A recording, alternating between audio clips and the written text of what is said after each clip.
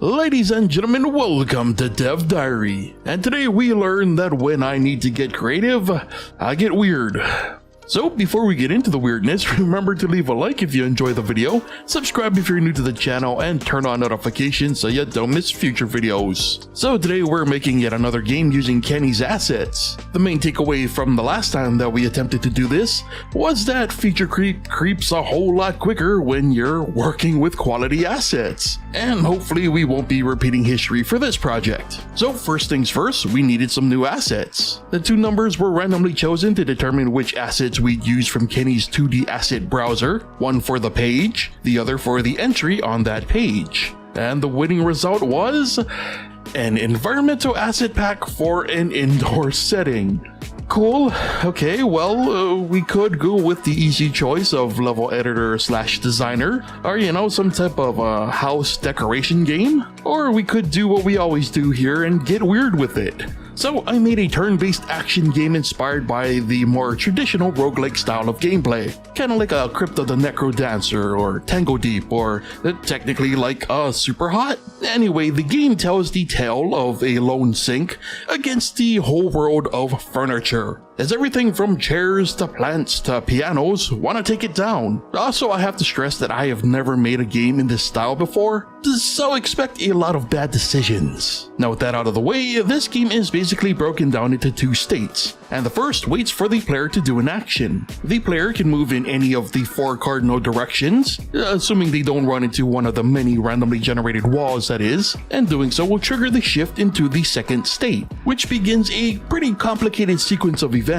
First, it prompts all the actors in the stage to note their new destination, and by actors this means the player, the enemies, and any projectiles currently active in the world. For the player, this is the direction that they pressed. For the projectiles, they keep moving in the direction that they are given on spawn. The enemies, however, needed a bit more. In order to properly navigate the world without, getting stuck in walls, we needed to implement some pathfinding code. But if we were going to use gamemaker's pathfinding system, we'd need to modify it to work with our grid-based moving system. So when the player is prompted for a new direction, we still generate a path to the player. However, we simply use that path data to determine the most logical direction to move next. Now, once every actor has their new destination, the state continues. And as proud as I was to figure this all out, there were several issues that popped up. Initially, the idea wasn't to have the actors shift into their new places, but having things teleport around kinda looked weird, so a timer was added to allow everything to move to their new destination.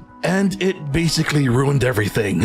Adding a simple timer meant that collision detection became delayed, and my original collision check system had to be removed. This meant player and enemies could now overlap, which caused its own problems with movement, and worse, the attack system. Now the attack system is a universal system broken down into 3 parts, but all utilize the same data. So both player and enemies use this attack system, with different variables controlling everything from the attack type to attack range, and even attack cooldowns. To keep things simple and in sync, collision lines and shapes were used for each attack. So while in the second state of our game, the attack check function is used to determine if a target is within range. And so if the player finds themselves in position for an attack, the enemy will enter a ready phase instead of moving. This draws an exclamation warning above their sprite, along with the pattern of their oncoming attack. Then on the following turn, the attack is executed, a cooldown begins, and the process repeats. And speaking of repeating processes, if you enjoy the content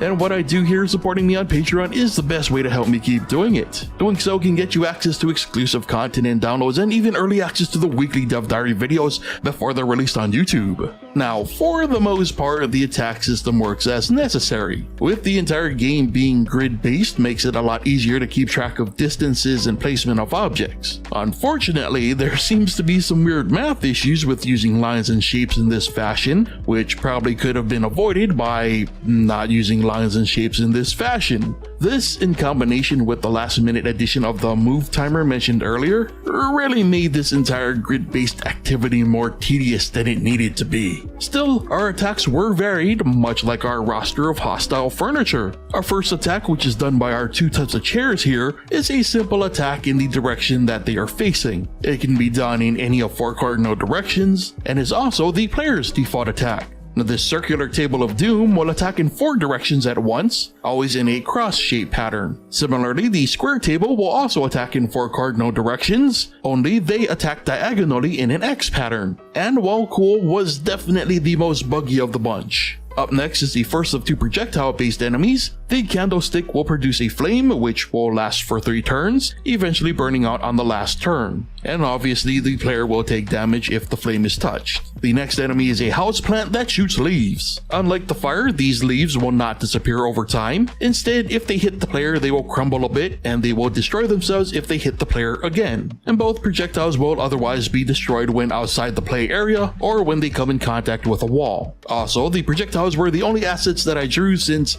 the alternative was to have the candle holder and plant throw like the shields or like picture frames.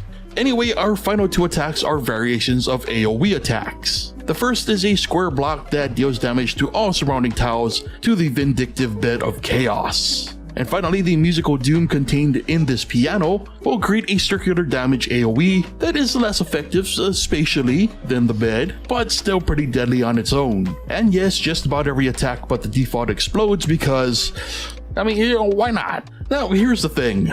Not a lot of thought was put into the win or loss conditions behind this game outside of furniture fighting until the very end, because this thing is absolute madness when more than one enemy exists. Due to my inexperience with this type of game, I accidentally made a Vampire Survivors-like in grid form with enemies more dangerous than the player. And even though each enemy has a quote-unquote warning phase before they attack, that means nothing when there are several swarms of layered enemies constantly charging at the player at all times, blowing up the world with their crazy attacks with utter disregard to anything around them. Like, it's beautiful in its chaos, but it is impossible to play. The lack of entity collisions, the short cooldown times, the weak player attacks, it was just a perfect mixture of ideas that kind of work in a 1v1 environment, but completely break down beyond that. And not the worst for a first attempt, but an attempt that leaves a lot, and I mean a lot, to be desired. So,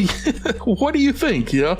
How would you embrace the beautiful madness and improve on the chaos? Or do you even think that this is worth salvaging? I mean, would you even play a game where there was nothing but dueling furniture and explosions? I would love to hear from you, so leave any and all thoughts in the comments. And with that said, brings us to the end of today's Dev Diary, so thank you so much for watching, and I'll see you next time.